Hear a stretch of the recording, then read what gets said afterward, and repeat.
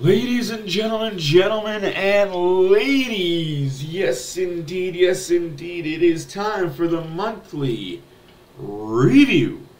February was, it was a month.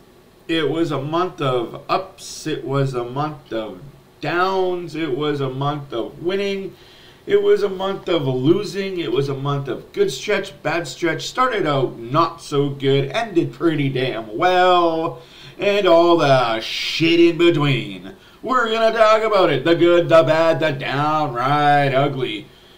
Also, the next video, we're gonna do something a little different for the March preview. Hopefully you guys enjoy it. We'll talk about it. Let's get into it. We start off hot off of the All-Star break. On the 6th of February, we're in Vegas taking on the Golden Knights, the Nemesis. Nothing I can say about this game. Oilers looked bad. Vegas looked bad too, but good God, the Oilers were horrendous. What a way to lose a streak. If you're going to lose a streak, don't lose it like that. Lose it competitively. That was not competitive. That was just pure garbage.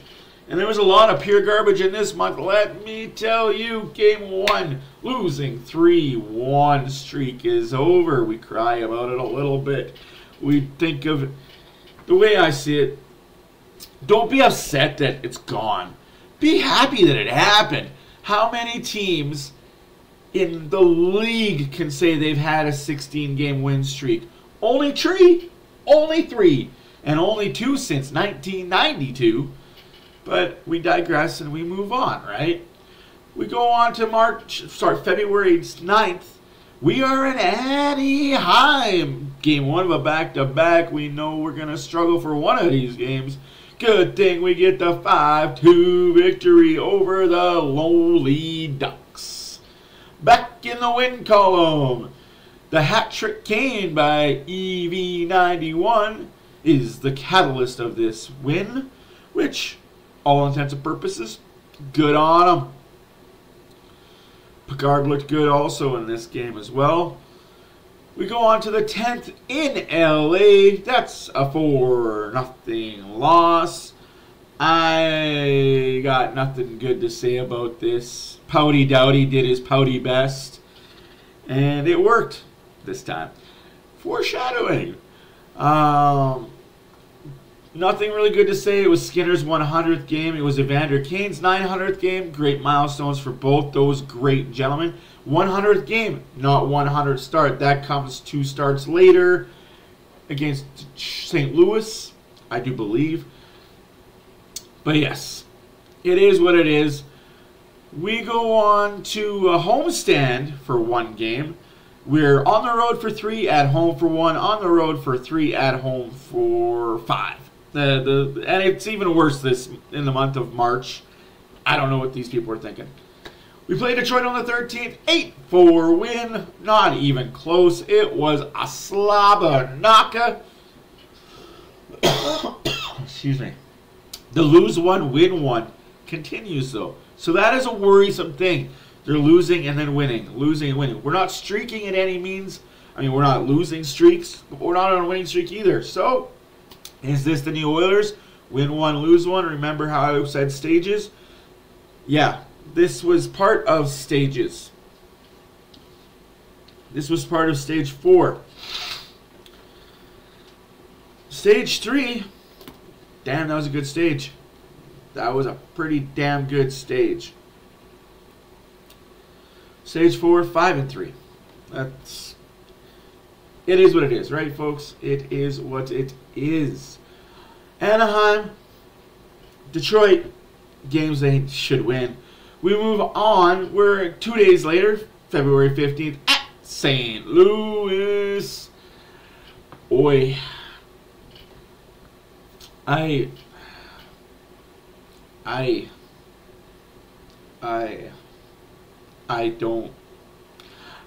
don't want to do it, but I'm gonna do it. You guys know I'm gonna keep it 100. You guys know this.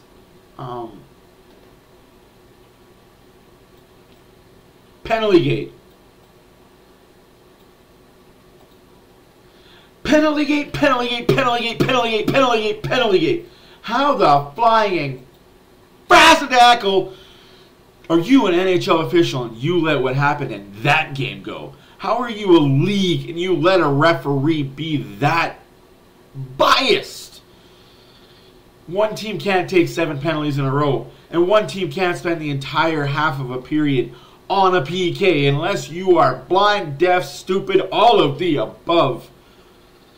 Oh, Oilers lose 6-3 in what should have been a closer game when you give a team 8 power plays. And I know some of them, Oilers, be better, absolutely, but come on, you can't tell me that St. Louis wasn't doing the exact same thing the Oilers were.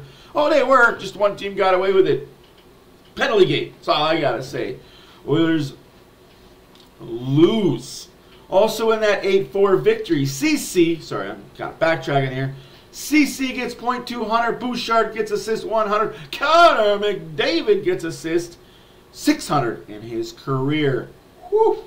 All said, all said. Not bad, not too shabby of a career he's having himself. On the 17th, we are in Dallas, a game that you might not win most nights. A game that you might just lackadaisically go into thinking you're going to lose anyway. 4-3 OT Bouchard power play winner. Fogle plays his 400th game. That game was back and forth. That game was playoff atmosphere. You're going to hear a lot of these games are playoff atmosphere. There's a few stinkers, but it is what it is. We move on 2 days later in Arizona in a game that you should just not be close. Unfortunately for the Oilers, one team showed up for the first half of the game. The other team did not. Team that showed up were the Arizona Coyotes. Full marks, full credit to Arizona for 2.5 periods. They were the better team. But sometimes the skill does take over. Oilers score 4 straight in the third period to make the score 6-3. The score looked a lot more lopsided than what the game actually was. If you watched the game, it was close. It was nail-biting until it wasn't.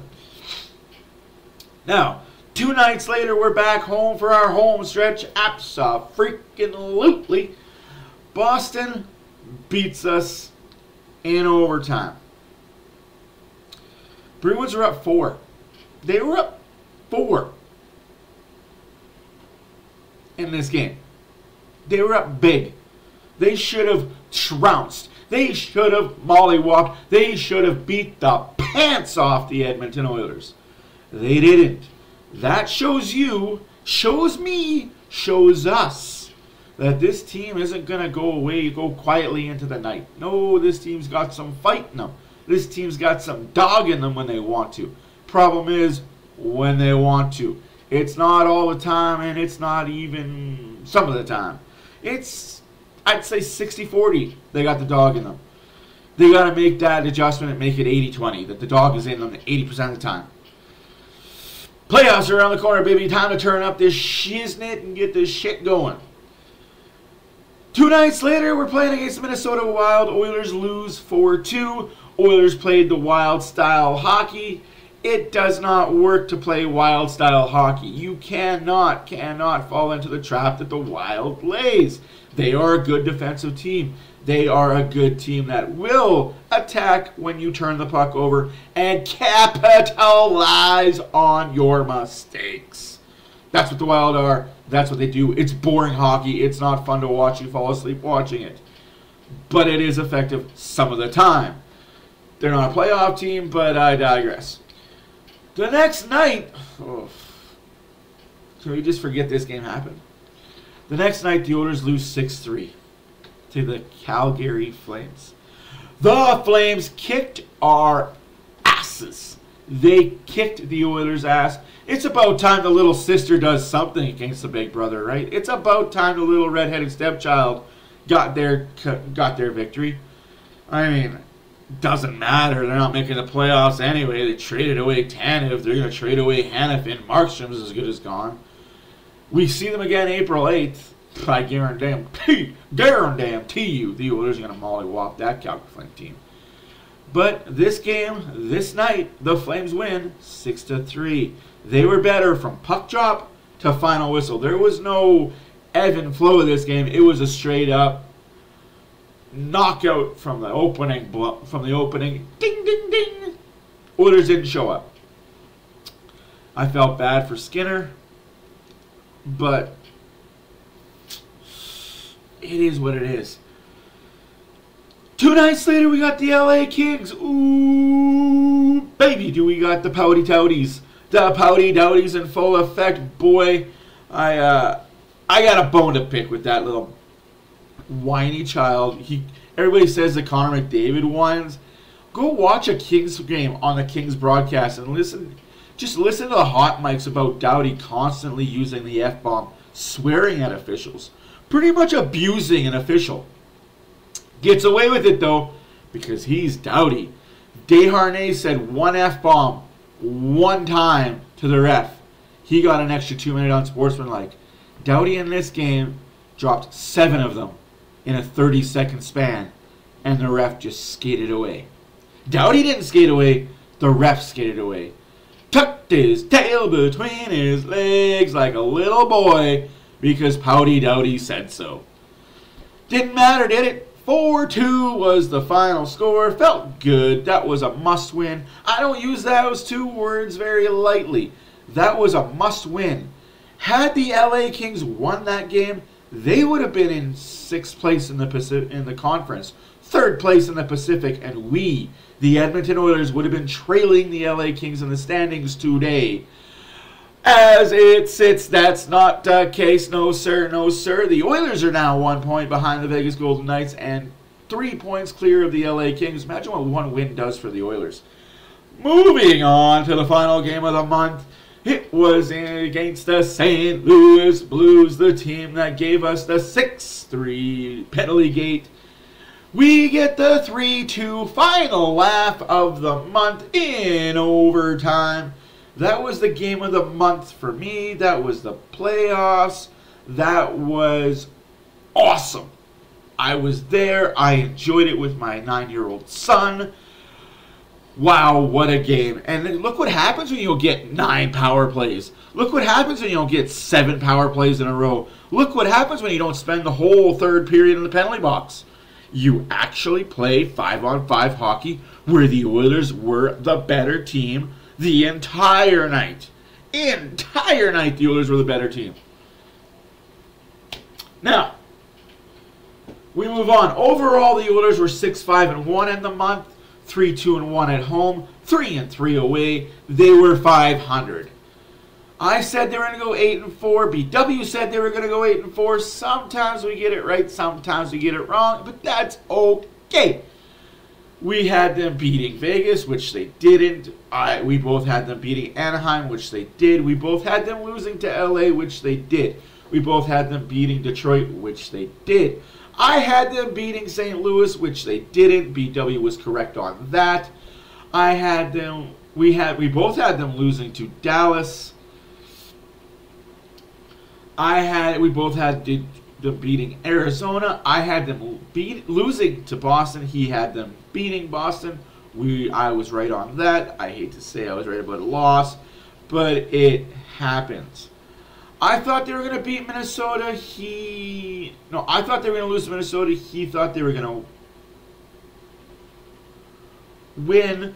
He was wrong. I was right. Back-to-back losses, and I was correct on. Not happy about it, but it is what it is. I thought they were going to beat the Flames. They didn't. He knew they were going to lose. Correct Amongo there, BW. We both had them beating LA. We both had them beating St. Louis. Now, his 3 players to watch. Brown, 11 games played, 0 goals, 1 assist, 1 point, -1 on the month. I don't know what to think of this guy. I hope he's better in the playoffs. Holloway, 11 games played, 1 goal, 0 assists, 1 point, -2. Campbell, not applicable. He was in the AHL, but his numbers were really good. I think he's got like a sub 900, a plus 900 save percentage, a plus like 911 goals against average. He's looking good in the AHL. Does that mean anything for trade deadline? No, because he's not in the NHL showing us what he can do to get traded. I had Perry, 12 games played, 3 goals, 2 assists, 5 points, -3. Fogle, 12 games played, 3 goals, no assists, 3 points, -1. McLeod, 12 games played, 0 goals, 1 assist, 1 point, -1. That's just not good enough. Your bottom 6. Your bottom 6 needs to be better. If you want to be a contending team and make playoffs and be on stretches, that needs to be cleaned up. Power play was 9 for 29. Fucking god-awful bad. Fix it. Fix it.